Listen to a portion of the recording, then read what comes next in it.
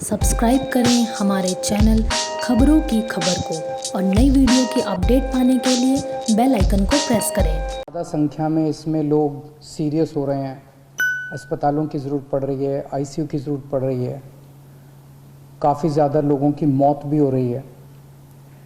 तो 20 अप्रैल को मजबूरी में हमें दिल्ली में लॉकडाउन लगाना पड़ा था। केसेस लगातार बढ़ते जा रहे थे।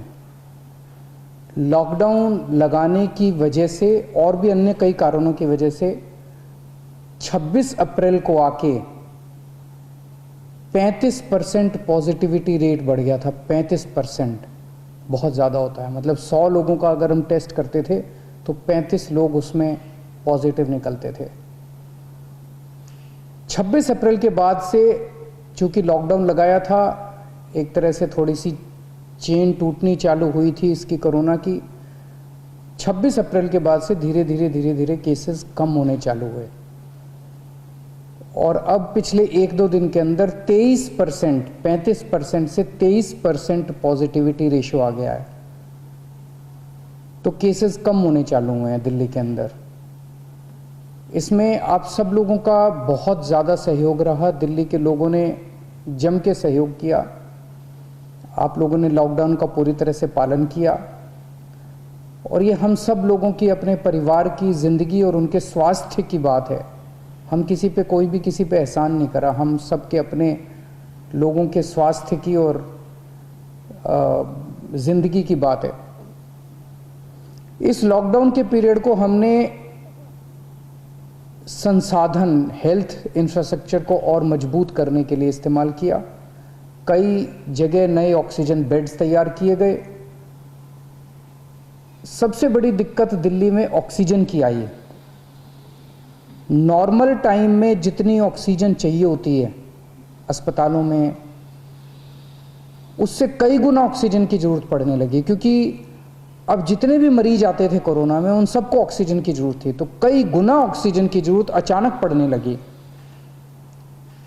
पिछले कुछ दिनों में केंद्र सरकार के साथ मिलके और हाई कोर्ट और सुप्रीम कोर्ट के आदेशों से, केंद्र सरकार के सहयोग से अब ऑक्सीजन की स्थिति दिल्ली के अंदर काफ़ी सुधरी है पिछले कुछ दिनों में। अब इस तरह की बातें सुनने को नहीं मिलती कि इस अस्पताल में 2 घंटे की ऑक्सीजन रह गई, उस अस्पताल में आधे घंटे की ऑक्सीजन रह गई, यहाँ पे किसी की ऑक्सीजन से मौत हो सकती है। अब इस तरह की बातें सुनने को नहीं मिल रही है। तो इस लॉकडाउन के पीरियड को हमने अपने सिस्टम को भी सुधारने में काफ़ी प्रयास किए। पिछले कुछ दिनों से वैक्सीन को भी बड़ी तेज़ी के साथ वैक्सीनेशन का कार्यक्रम शुरू किया गया है। आप में से जितने लोगों ने वैक्सीन लगवाया उन्होंने देखा होगा कि दिल्ली सरकार ने जो स्कूलों में इंतजाम किए हैं वो कितने शानदार इंतजाम किए हैं। सब लोग इसकी तारीफ़ कर रहे हैं, सब लोगों को अच्छा लग रहा है। हमारे युवा बढ़ चढ़ के वैक्सीन लगवा रहे हैं। यहाँ तक कि दिल्ली के आसपास के इलाकों से भी लोग दिल्ली में आके वैक्सीन लगवा रहे हैं। वैक्सीन के स्टॉक की कमी है, इसमें हमने केंद्र सरकार से सहयोग मांगा है। मुझे पूरी उम्मीद है जैसे केंद्र सरकार अन्य बातों पे भी सहयोग करती रही है, इसमें भी हमारा पूरा सहयोग करेगी। पिछले कुछ दिनों में सब लोगों से मेरी बात हुई है, व्यापारियों से, महिलाओं से, युवाओं से, अलग अलग किस्म के लोगों से बात हुई है और सबका ये मानना है कि कोरोना के केस कम तो हुए हैं लेकिन अभी भी बहुत हैं। 23% अभी भी संक्रमण दर है। अभी ढिलाई नहीं दी जा सकती, अभी समय नहीं आया है ढिलाई देने का। तो सबका ये मानना है कि अभी लॉकडाउन को और एक्सटेंड करने की ज़रूरत है। अभी और इस कड़ाई को अभी थोड़े दिन और बरकरार रखने की ज़रूरत है, नहीं तो अभी जो हमने हासिल किया वो भी ख़त्म हो जाएगा। और जैसा मैंने कहा कि ये इतना मुश्किल दौर है, ये वाली वेव इतनी ख़तरनाक है, इतने लोगों की मौत हो रही है, तो जान है तो जहान है। अगर ज़िंदगी बचेगी तो बाद में और बहुत कुछ कर लेंगे ज़िंदगी में। सबसे पहले इस टाइम ज़िंदगी बचाना है।